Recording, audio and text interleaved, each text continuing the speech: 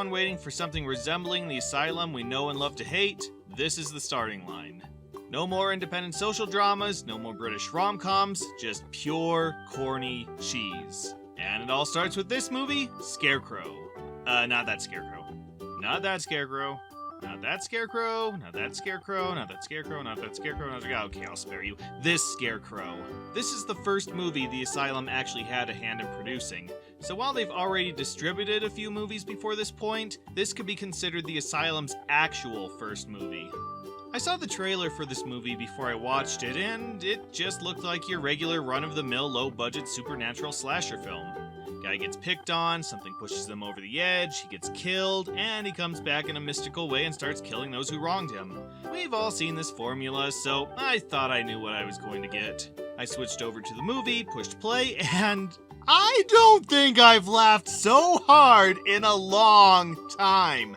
This is one of the cheesiest, craziest, most unsubtle slasher movies I've ever seen. And I've seen the Leprechaun series. There's enough corn in this movie to feed the entire meat industry for the next century. It just slams on the gas and careens a full ethanol-powered truck of crazy right into your face. This entire video could just be me spouting corny metaphors about the sheer amount of corny dumb this movie contains. But I got a review to do, so here's some structure. Lester's a lonely, possibly autistic teenager who happens to live in the most cartoonishly miserable hellhole of a town this side of Sunnydale. Seriously, this is his introduction. Looks like we have an artist in our presence, boys and girls. Too bad this is social studies and not art class. Because I can guarantee that with a mother so promiscuous and living in a white trash mobile home will not get you very far. Oh my god! What teacher would do that? And of course, the whole school hates him. All the boys constantly trip him and call him names while the girls laugh in his face and admit they only talk to him so he'll do their homework. Even at work, he's constantly picked on and insulted by everybody, including his boss, who goes so far as to kick out the one person who stands up for him. The only place he can find respite is at home. When his junkie of a mother is passed out, he goes into his room, draws, and fantasizes about murdering the people in his life. You know, like any sane person does. One day, he meets Judy, played by Tiffany Sheepus, who's the one person in this town who didn't emerge from Satan's butt crack. She stands up for him at his job, and Lester later tries to repay her by drawing her a picture. But when he goes to give it to her, he catches her kissing one of the school bullies and runs home brokenhearted. He starts screaming at his stepfather, who I can only describe as Gene Shalit's perverted twin brother, who takes him into the nearby cornfield and strangles him beneath a scarecrow. His parents frame it as a suicide, and even the paper can't resist showing less compassion than Auschwitz. And I hope you enjoyed a coherent plot, because from here on out, there is no pattern to the rest of the movie. Lester becomes the Scarecrow, kills off his stepfather, and then the rest of the movie is just stuff, with the Scarecrow popping up every now and then to remind us it exists. Will somebody bring an end to this Wizard of Oz mutant? Did anyone making this movie have any idea what they were doing? I don't even know if I can review this as a movie, because it's obvious that nobody making this wanted to make a movie.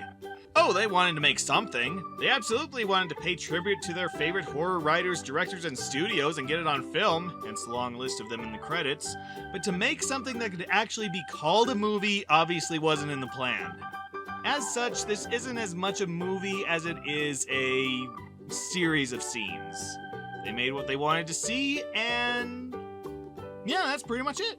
So the rules of filmmaking are all but absent from this, let's call it visual media. Right from the intro, all subtlety is thrown right out the window. Most horror movies will try to set a generic creepy mood, but try to keep the general plot and setup vague until the reveal. Here, they already know what you're here for. This guy's gonna be the Scarecrow. Did you get that? Did you get that he's the monster of the movie? Well, I don't think you do, because this intro lasts for 4 minutes. 4 minutes of the opening credits played over the same shots of this one guy and Scarecrow imagery.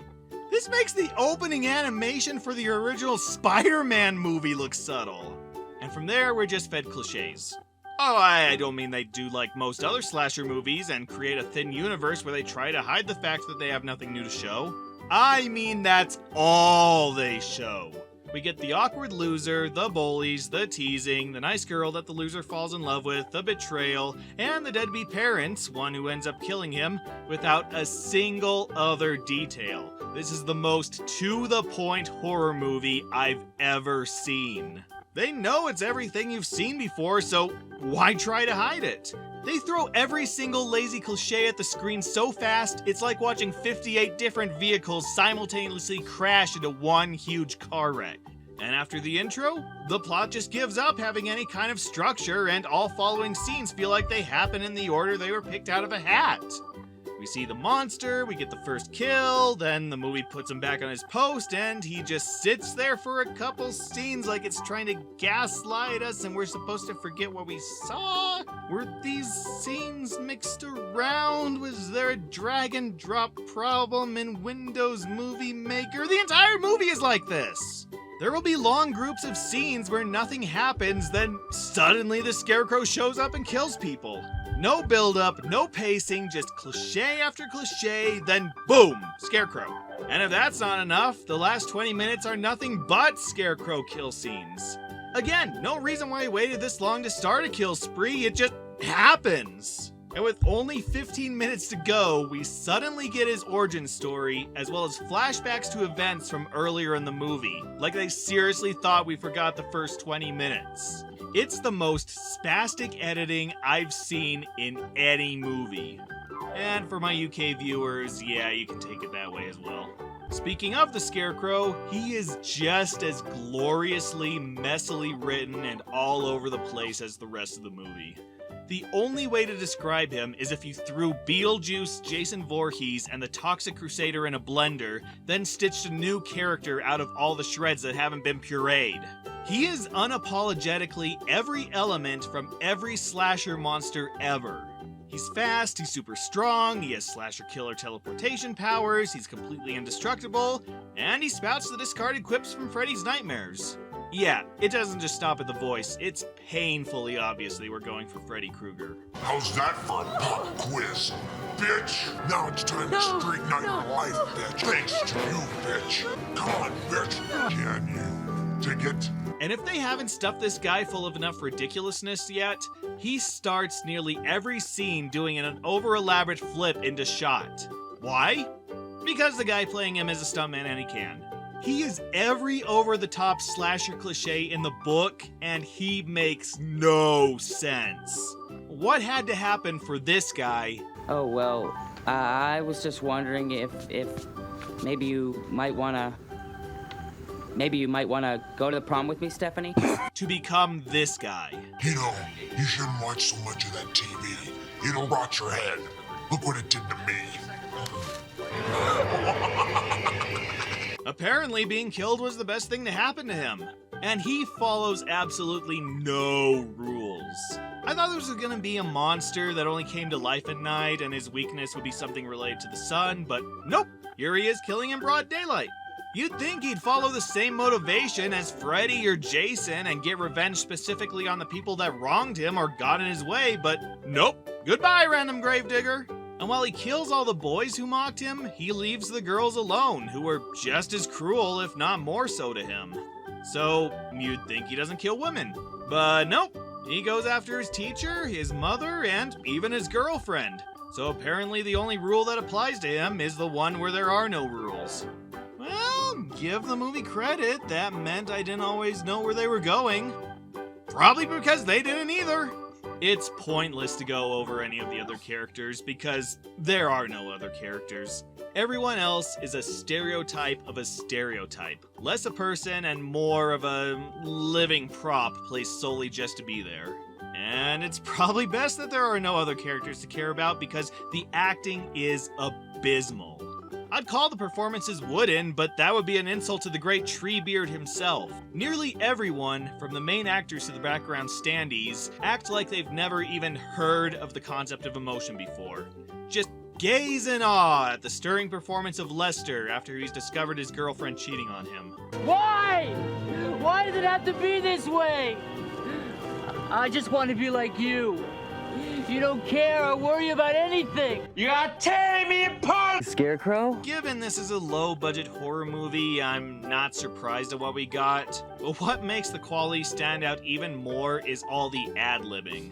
A lot of dialogue was obviously made up on the spot, trying to sound cool or menacing. That was also the case with Belly Fruit and Foreplay, but those were movies with accomplished actors who could improvise on the spot. Here, the actors clearly don't know what they're saying, and it all comes out as an embarrassed whisper. Oh, nice going. Have a nice trip. See you next fall. Time to die. We even get a performance from the film's director himself, and yeah, the only thing worse than bad acting is bad acting while attempting an accent. Damn kid, what a waste of life. Yeah. That's it, I'm staying out of his face. Mais c'est quoi putain ce bordel encore? The only actress to give any remote care about her performance is Tiffany Sheepis, who plays Judy. But despite being one of the major characters, she's not even in most of the movie. She appears at the beginning, has maybe 30 seconds of screen time after Lester dies, then is suddenly back in the movie for the last 5. Instead, all the focus that should be on her is on this girl who's one of the bullies, yet she's suddenly the protagonist everyone talks to and worries about until Judy suddenly remembers she exists. Really? You didn't have the budget to keep your main character around for a couple more hours. It had to go to who? Oingo Boingo founder and brother of Stanley Elfman, Richard Elfman, to play the sheriff? Oh yeah, he's in this too, by the way, as well as his mother. In case you're wondering what his contribution is, he looks around aimlessly and then dies. Still more screen time than the character we're supposed to be invested in. The cinematography, for the most part, is pretty good, and I thought this would be the one area that would escape ridicule. But then towards the end, we're suddenly hit by this slow motion effect that looks more like they were filming in night mode on an old digital camera so it could only film at half speed. Did they really think this looked dramatic and intense? I'm getting motion sickness just from watching it. Does this video need an epilepsy warning? Because this is how it gets an epilepsy warning. Also, you can clearly see the flashlight beams they're using for lighting in a couple shots. The only thing I can say is done competently is the soundtrack. We get a lot of Danny Elfman-inspired background choir music, probably because of Richard Elfman's cameo, with songs from indie horror rock groups peppered here and there. All of it's legitimately not bad, certainly more than this movie deserves, and I might go back and listen to some of these tracks again. Or Oingo Boingo, either one. And yet, despite going over the fragmented plot, the rambling editing, the cartoonish main character, Baby's first acting lessons, the odd cameos, the seizure-inducing cinematography, and the too good for this movie soundtrack, I haven't even touched on what is easily the most bizarre part of the movie. Sorry, I'm gonna have to spoil a few things, but who cares? The movie certainly doesn't. It turns out this entire movie is a story told by some teenagers camping out in a cornfield. Now that's not the spoiler, that's the first scene of the movie. But then, they also bookend the movie in the most erratic way possible. At the very end, Judy clearly defeats the Scarecrow. Then we're suddenly taken back to the teenager telling the story who says that she didn't defeat the Scarecrow. Then we cut back to Judy, who's acting abnormally, almost like she's been possessed by the Scarecrow. And then we cut back to the teenagers, where the storyteller summons the Scarecrow who kills the other two?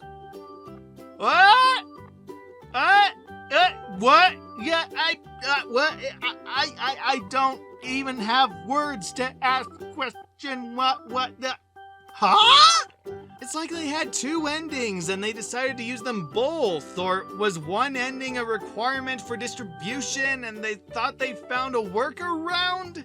Whatever it is, it makes no sense, perfectly capping off this experience of complete and utter insanity.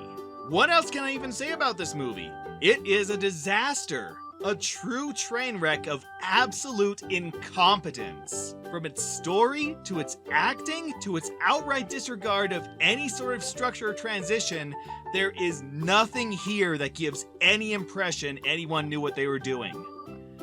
And that is why I can't recommend this movie highly enough. I have not had this much fun watching a movie in a long time. I haven't even touched on half of its insane moments, you just have to go watch it for yourself. It sits at the top tier of so bad they're good movies. A shining masterpiece of incompetence, etched like crop circles in a field, a farm, a plantation of corn.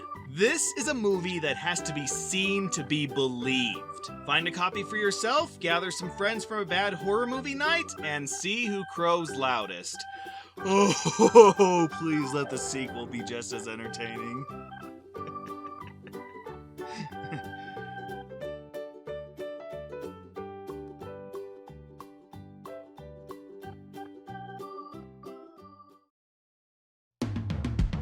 Hey there everyone, thank you for watching this video. If you enjoyed it, please consider supporting me on Patreon and help me create even more content like this. It's only $1 to get early access to my videos, and only $5 gets you a credit at the end of each of those videos, with higher tiers offering these and even more perks. And as you help me reach certain goals, I have super special content lined up for all of you.